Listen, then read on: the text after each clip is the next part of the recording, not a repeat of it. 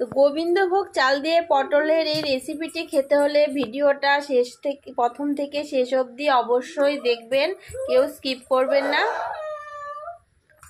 যে গোবিন্দভোগ চাল দিয়ে এত সুন্দরভাবে পটলের একটি রেসিপি করা যায়, আপনারা ভিডিওটা না দেখলে বিশ্বাসই করতে পারবেন না।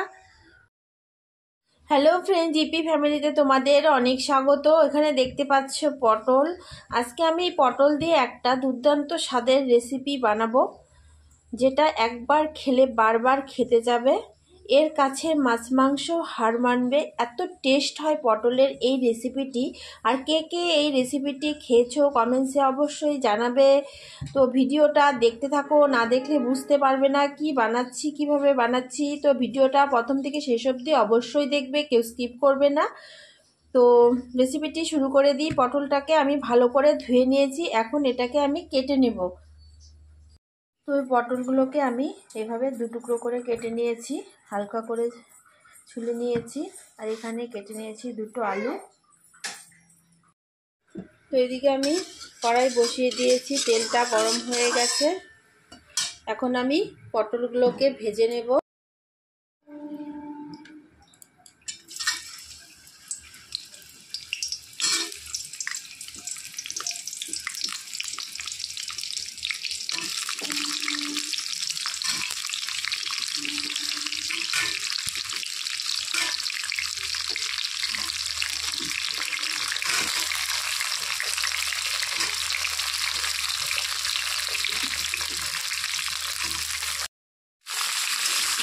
তো পটল আর আলু আমি একসঙ্গে ভেজে নেব।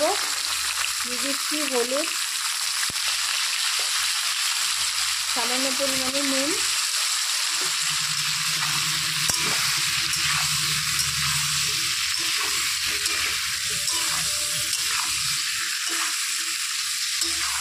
আর যা যা উপকরণ লাগবে সেটা রান্নার সময় বলে দেব, যখন দেব তখন বলে দেব কি দিচ্ছি। আলু আর পটলগুলোকে বেশ একটু লাল লাল করে ভাজতে হবে। তো আলু পটল ভাজা হয়ে গেছে, এখন এটা উঠিয়ে নেব। তো ওই তেলের মধ্যে আমি আরও কিছুটা তেল দিয়ে দিচ্ছি শুকনো লঙ্কা, তেজপাতা,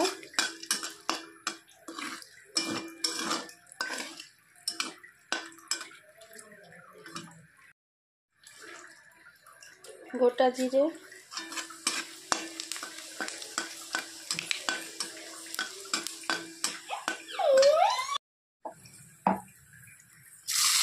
পেঁয়াজ,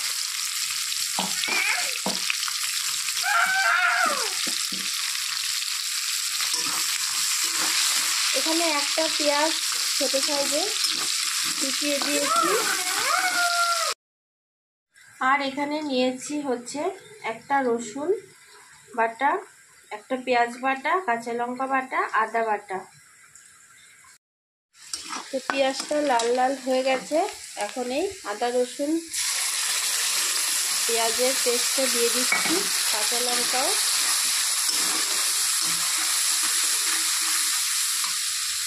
তো দিয়ে দিচ্ছি হলুদ গুঁড়ো 1 চামচ, স্বাদ মতো নুন,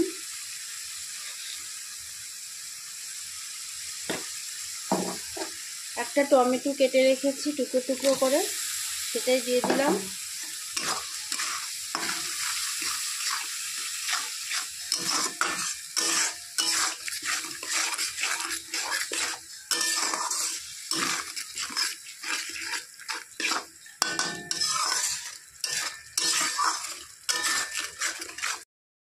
আর লাগছে হচ্ছে গোবিন্দভোগ চাল। এখানে আমি চায়ের কাপ দিয়ে, ছোট সাইজের চায়ের কাপ দিয়ে 1 কাপেরও কম গোবিন্দভোগ চাল নিয়েছি, সেটাই দিয়ে দিচ্ছি 1 চামচ জিরে গুঁড়ো, শুকনো লঙ্কা গুঁড়ো 1/2 চামচেরও কম,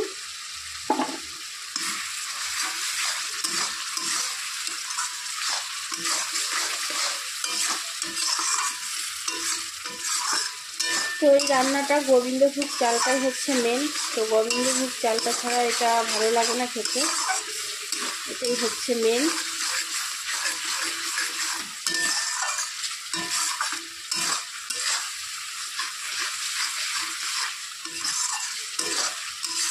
তো গোবিন্দভোগ চালটা আমি একটু পরে দেব।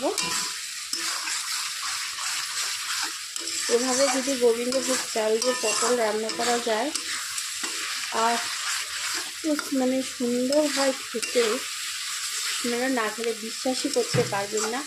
আর এত মানে সেন্টটা যা হয়, মানে এর যে একটা স্মেল হয় রান্নাটার, স্মেলটা শুনে পেট ভরে যাবে, এত সুন্দর।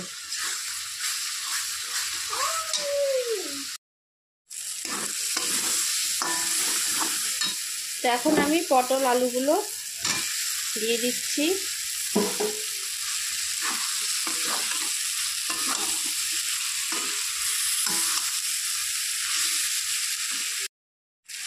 তো আর দিয়ে দিচ্ছি গোবিন্দভোগ চাল।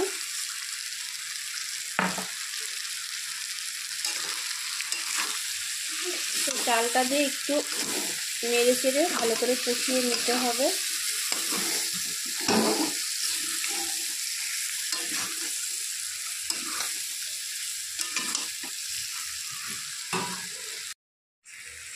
তো ভালো করে আবার একটু কষিয়ে নিতে হবে এটা। তো এই রান্নাটা হচ্ছে নিরামিষও খুব ভালো লাগে খেতে। কেউ যদি মনে করে যে নিরামিষ খাবো তাহলে পেঁয়াজ রসুনটা বাদ দিয়ে রান্না করবে, দেখবে ওটাও দারুণ লাগে খেতে নিরামিষ। তো আজকে আমি নিরামিষভাবে করছি না, আজকে আমিষভাবেই করছি পেঁয়াজ রসুন দিয়ে। তো পেঁয়াজ রসুন দিয়েও দারুণ লাগে খেতে আর নিরামিষটাও দারুণ লাগে খেতে এভাবে রান্না করলে, গোবিন্দভোগ চাল দিয়ে পটল। তো এটা কষিয়ে নেওয়া হয়ে গেছে, এখন দিয়ে দিব ঝোল।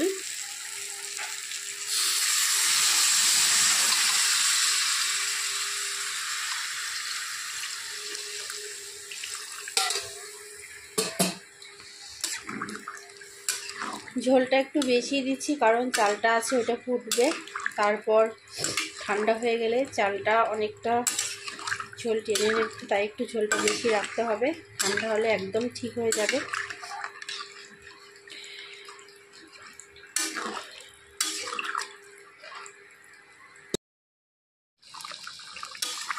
তো ঝোলটা উতলে এসেছে।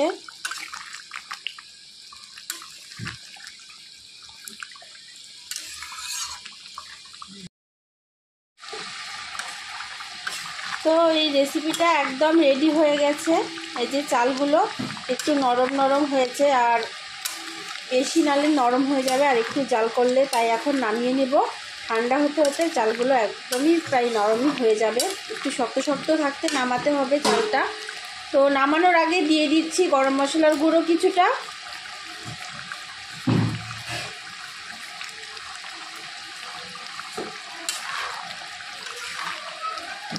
এটা ঠান্ডা হলে আরও একদম ঘন হয়ে যাবে। এখন গ্যাসটা বন্ধ করে দেব। তো বন্ধুরা একদম রেডি হয়ে গেছে রেসিপিটি, দেখুন কত সুন্দর হয়েছে। এটা ঠান্ডা হলে ঝোলটা আরও টেনে যাবে। এটা গরম ভাতের সাথে খেতে দারুণ লাগে, রুটি পরোটা পুরি সব কিছুতেই ভালো লাগে এটা খেতে, মানে এত টেস্ট হয় এটা খেতে, এত সুন্দর স্মেল বেরিয়েছে, আপনারা রান্না না করলে বাড়িতে বিশ্বাসই করতে পারবেন না যে পটলের এই রেসিপিটা এত টেস্ট হয় খেতে। তো প্লিজ চ্যানেলটাকে সাবস্ক্রাইব করো, লাইক করো, ভিডিওটা বেশি বেশি করে শেয়ার করো, আর ভালো লাগলে প্লিজ একটা লাইক করে দিও। রেসিপিটা কেমন হয়েছে অবশ্যই কমেন্টসে জানাবে। আবার দেখা হচ্ছে পরবর্তী ভিডিওতে। টাটা।